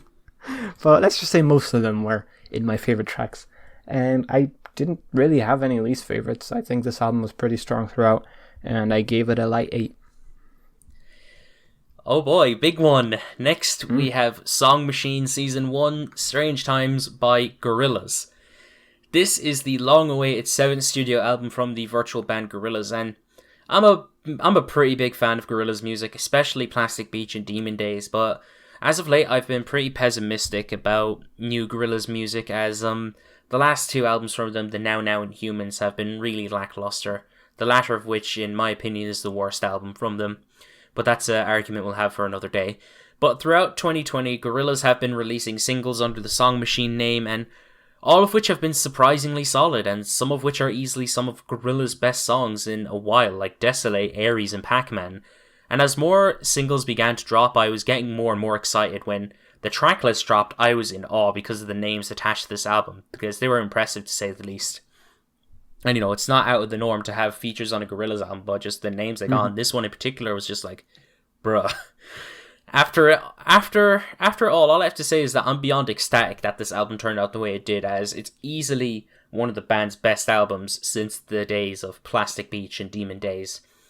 This is what Humans should have been. This contains the sound and styles that made me love Gorillaz in the first place, like the impressive creativity, the experimentation, the character, all bundled into a really tight tracklist that never really loses its steam at all. So much so that I already got the fucking vinyl and it's just sitting there staring at me. And production-wise, this album is incredibly well done. It sounds immaculate majority of the time, with the art pop and synth pop production that feels very reminiscent of Plastic Beach in some respects, but not in the vein where it sounds like a direct copy, as there isn't much in the way of any trip hop on this thing. The soundscapes and the production just sounds gorgeous on this thing. They really outdid themselves with a lot of the engineering on this thing. The sounds that the band try on here just work with great results, even when we're talking about tracks like Aries, which explores new wave, or the dance punk inspired Momentary Bliss. The rest go for this more neo-psychedelic experience that sounds so graceful in its presentation, it just leaves me in awe. And the features were incredibly good, each contributed something that suited the track very well, minus Kano, especially Peter Hook, Schoolboy Q, Slow Tie, Slaves, Fatsuma Mata Diawara, Robert Smith, and Beck in particular. If there was anything I had to complain about, it would be that the bonus tracks are noticeably weaker. They don't count towards my score, however, and the Kano verse on Dead Butterflies sounded kind of awkward in contrast with the Mike Will made it instrumental, but that's really it. I'm just so happy that this album is as good as it turned out to be. It's just amazing in my opinion. It's making me fall in love with Gorillaz music once again, and I'm definitely not going to say it's my favorite Gorillaz album, but I'm so happy with this one. Yeah, I agree. It's kind of hard to beat around the bush when it comes to Gorillaz' output since Plastic Beach, because it hasn't been all that great. There has definitely been some fantastic moments on albums like Humans and the Now Now, especially on Humans. But those moments were ultimately too scarce, especially in comparison to just how consistently cutting edge and incredible albums like Demon Days and Plastic Beach, and even their debut were, to be honest. But the biggest issue when it came to their last few releases was an overall kind of lack of direction, a lack of just ideas where to take the quote-unquote band's sound. But, when I found out that 2020 was going to be very single-oriented for the Gorillaz, just didn't really ease my tensions when it came to whether or not this new Gorillaz project would be good.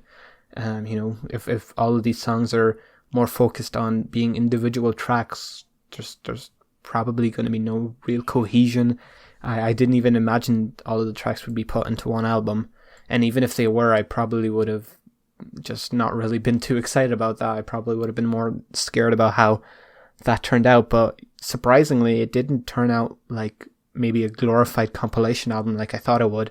It actually does feel like a very cohesive and a very focused album. And, now that I'm hearing all the tracks together, it definitely feels like maybe this was first and foremost going to be an album that was just, teased to us track by track. A lot of the deep cuts that are added here to the already existing singles definitely help the flow of the overall album, and oftentimes end up being just as strong as the singles. 2020 has definitely been a renaissance of sorts when it comes to the creativity and the uniqueness and the diversity and just the overall creativity that made Gorillaz what they are.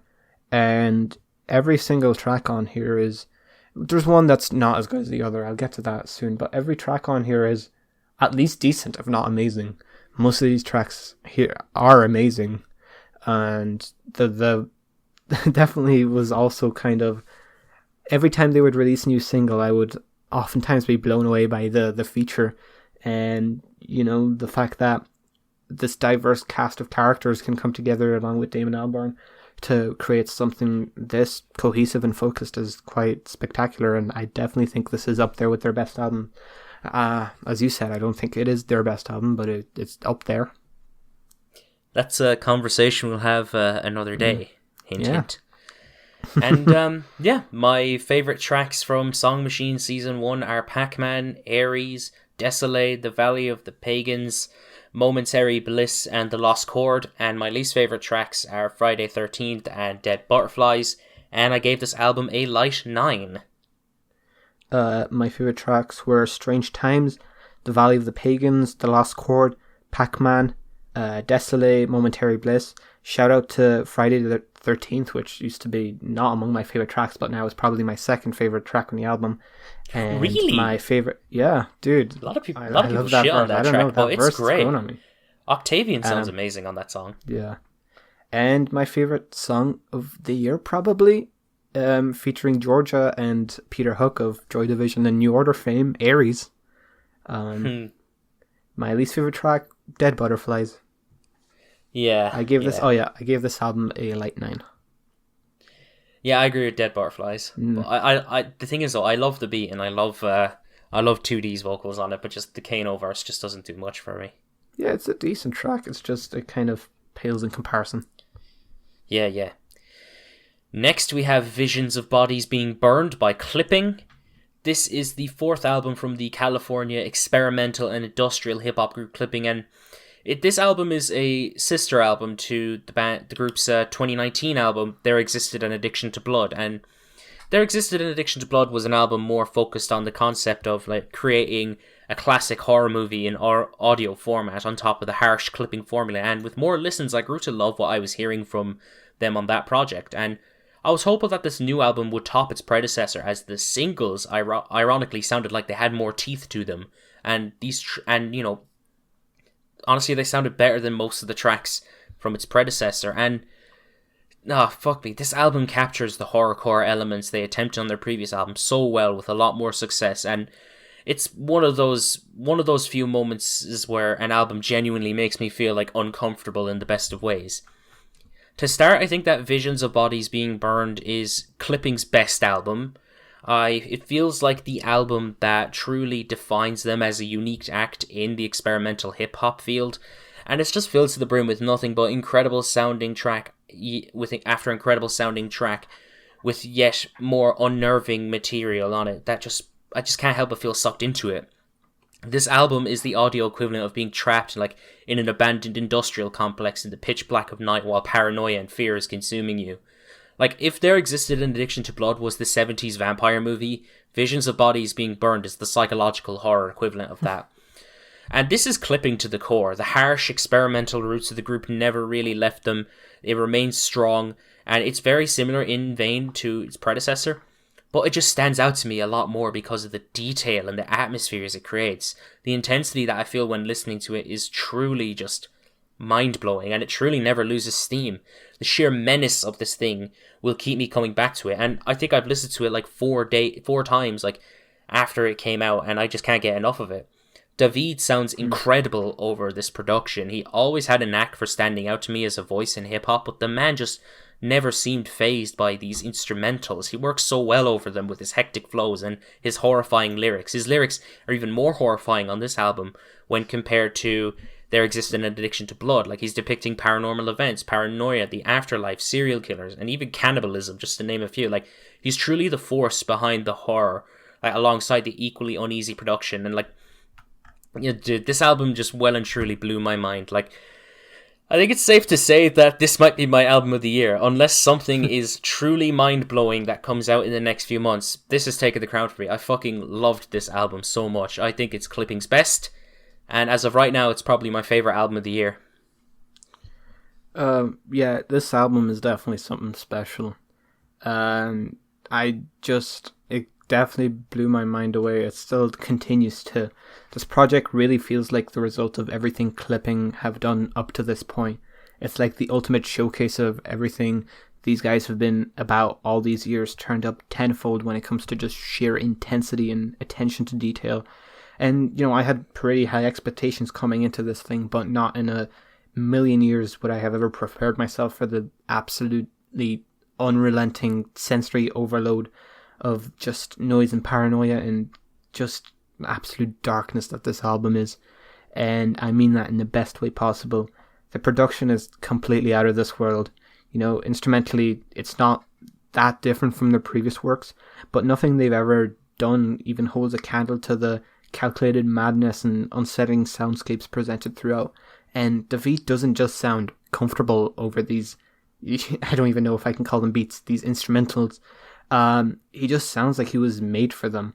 His highly technical and erratic rapping just further adds to the sheer intensity of the music here. And he's seriously one of the most talented rappers in the world right now. I hope his legacy isn't just Hamilton. I really don't. I really do.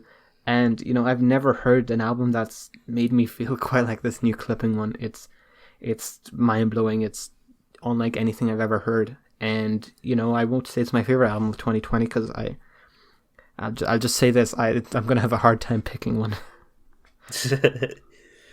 Yes.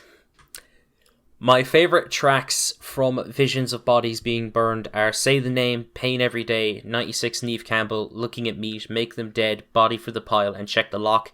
I have no least favorite tracks, and I think this is the first time that this is ever being said, but I'm feeling a strong 9 to a 10 on this album.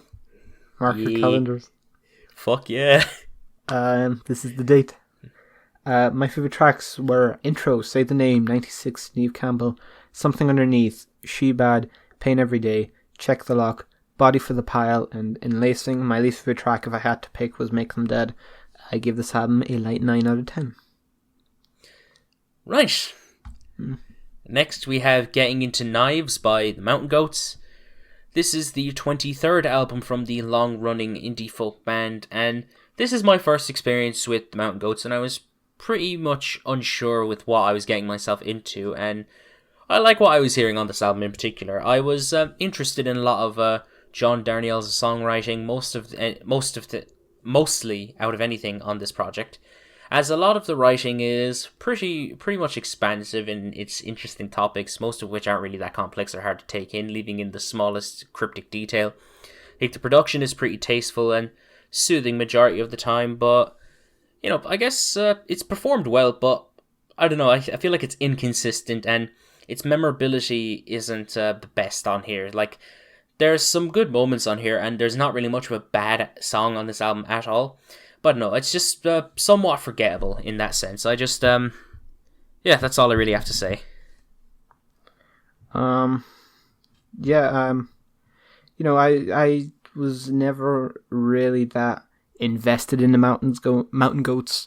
I also admittedly haven't checked out a lot of their more acclaimed records. I've only listened to a lot of their previous works. But I don't think they're really doing much to change up their sound or formula here. But this album is just so charming and bubbly that it's hard to really complain here. I think the Mountain Goats sound that I've heard is generally something that I'm very fond of, no matter what they do. And this new release from them is it's very subtle, but it's also quite an exciting and unique instrumentally like album. It's equal parts soft and harsh in its delivery, and the production is just, it overall makes for a very enjoyable and rewarding album. And I still have to check out some of the more acclaimed works from decades past, but out of their more recent batch of albums, this is probably my favorite. Alright. My favorite tracks from getting into Knives are the title track, Tidal Wave, and The Great Gold Sheep. My least favorite tracks are Harbour Me and Rat Queen, and I gave this album a light 7. My favorite tracks were Coercion, Mastiff Stride, Picture of My Dress, Pez Dorado, Bell, Swamp Connection, Harbour Me, and Getting Into Knives. My least favorite tracks were Tidal Wave and The Last Place I Saw You Alive, and I gave this album a light 7 out of 10. Next, we have Eyes Wide Open by Twice. This is the sophomore album from the K-pop group, and this is the first album I've heard from them, and I've had and obviously if you've been following, I've had a history of not really enjoying whole lot of K-pop, but I've been open-minded. I'm trying to, I have to start going into the more well-liked albums just to see if there's anything out there for me in the genre, but I'm open to it, and I think Eyes Wide Open has its merits, but I don't know, I feel like it's a bit of a messy album in its final form. This album isn't without its standout tracks, as it does have a handful that are great with catchy production, catchy vocals, and catchy choruses. I like how diverse this album is with its stylistic pop change-ups, but ultimately it's pretty inconsistent to me. Some of the production is a little bit shoddy and quite dated to me, specifically a lot of the electropop and EDM tracks, which sounded like they came straight from 2013. Some songs don't really stand out to me all that well either, mostly because the production was underwhelming or the performances left me feeling nothing. But I feel like this group accomplished what they set out to do, but ultimately they don't. I don't know, this album doesn't really pique my interest that much. It has its standouts, and I think it's a pretty decent album, but ultimately I think it's okay. Yeah, they've always been one of the most interesting K-pop groups out there, but this release is definitely a bit of a mixed bag. Everything here is pretty by the numbers pop, and while a lot of the material is interesting and catchy enough to make for an entertaining album, it just has a number of very uninspired, very generic sounding tracks scattered throughout that kind of hinder the whole album as overall. But the moments that are good and that the group does shine on definitely leave quite a good impression on me. When it's good, it's really good, but when it's bad, I just think it's quite bad. Yeah, I agree. My favorite tracks are I Can't Stop Me, Up No More, Do What We Like, Handle It, Say Something, and Behind the Mask. The worst tracks are Shot Clock, Bring It Back, and Hell in Heaven, and I gave this album a light 6. My favorite tracks were Can't Stop Me, Hell in Heaven, Up No More, Do What We Like, Queen, and Depend on You. My least favorite tracks were Bring It Back, Go Hard, and Shot Clock, and I give this album a light 6. Next, we have Positions by Ariana Grande. This is the 6th album from Ariana Grande, who doesn't really need much of an introduction at this stage. I was excited for this album as it was announced pretty suddenly, and it was quickly followed up with a single, but unfortunately the single wasn't all that good. I hoped that it wouldn't represent what we would have in store for Positions, but unfortunately it did, as this is probably Ariana Grande's weakest album. I feel like what Ariana does get right on this album boils down to her vocal chops. Her vocals sound just as distinct and as great as they come off as. The additions of string arrangements are pretty good into the production. They were a nice choice, and I took away some legitimately good songs from this album, more so in the middle of it. But all of that unfortunately doesn't save the album much from its issues, like a lot of its writing. Now, I feel like sex and sensuality is a fine topic for a song, countless people have done it very well before. Ariana herself has made some really good sexually driven songs in her catalogue. Like, even some tracks on here do it well, but unfortunately tracks like 34 plus 35 in Positions are just embarrassing, to say the least, with how simple, and as much as I hate to say this word, cringeworthy they are.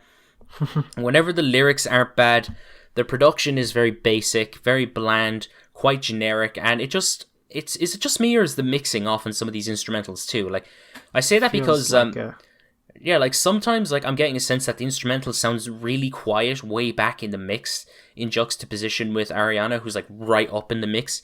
It's an annoying detail to say the least. I think the features are decent on this Could have album been too. intentional though. Probably intentional, but I don't know. It just didn't work out in the end for me. Feature wise, I think that it's a bit of a mixed bag. Doja Cat was the only feature that I'd call bad. It was just grating to me. I thought Ty Dolla $ign was alright. The Weeknd, this man can do no wrong in my eyes, especially on Off the Table, because that's probably my favourite track in this album. Finally, I feel like this album is way too inconsistent in some ways, especially with songs that just feel really poorly written and basic. It just makes me skip half the album. In short, Positions is disappointing, as I hope she would keep up the momentum after Thank You Next, which I think is a great album, but unfortunately it wasn't meant to be, and I'm hopeful for her next project regardless, as there is still potential here. But ultimately, I'm just disappointed with Positions. Yeah, I definitely agree. I feel like Positions is her least focused and least memorable batch of songs yet. I'm definitely quite fond of albums like Sweetener and Thank You Next, especially the former because of how well she blends her vocals with, the fantastic and unique production choices. And it definitely oftentimes results in some of the most memorable pop songs I've heard of the last few years. But Positions, on the other hand, feels like the safest thing she's ever done. Even if it's not downright bad, I think a lot of the ideas here are a bit tired and a bit uninspired. And the album's exciting moments are just scattered in between very boring and generic sounding tracks. Like the title track, Positions, for example. And overall, it just doesn't really live up to, my favorite releases from her. Yeah.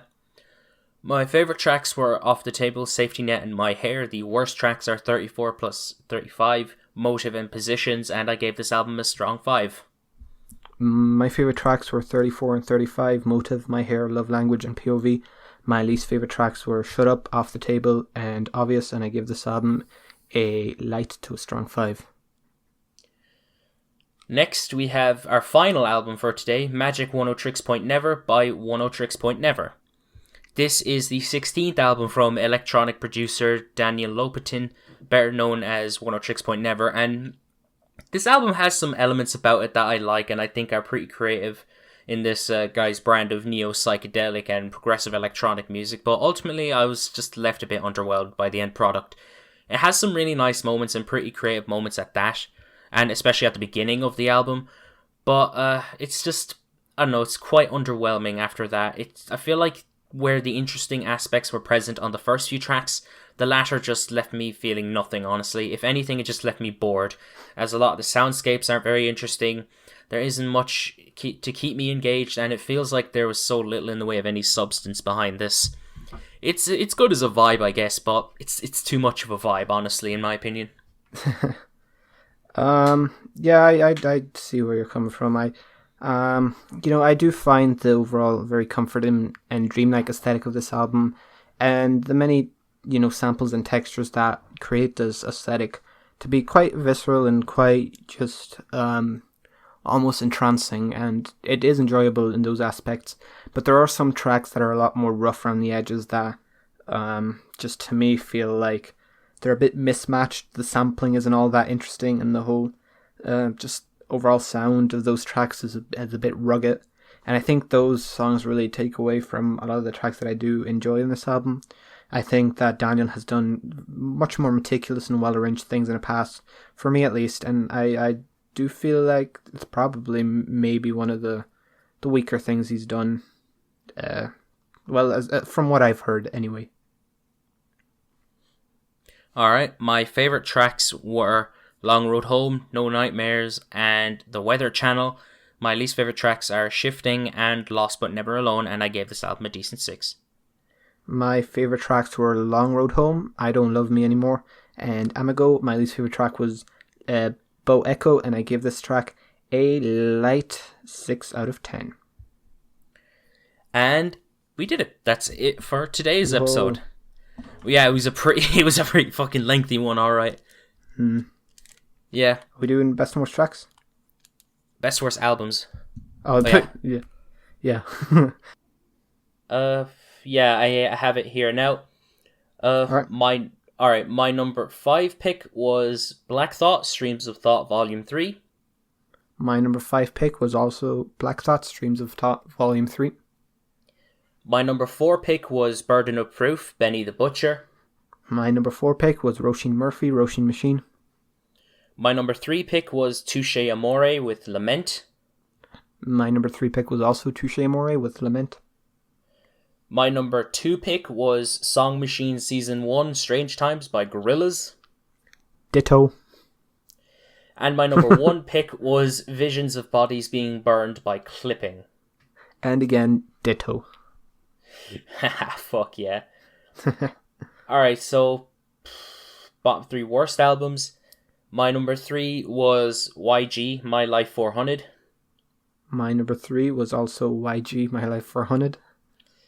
My number 2 was CMFT, Corey Taylor. My number 2 was Blackpink, the album. And my number 1 was Blackpink, the album. And my number 1 was Corey Taylor's CMFT. I'm still confused. I'm still confused by that album as well.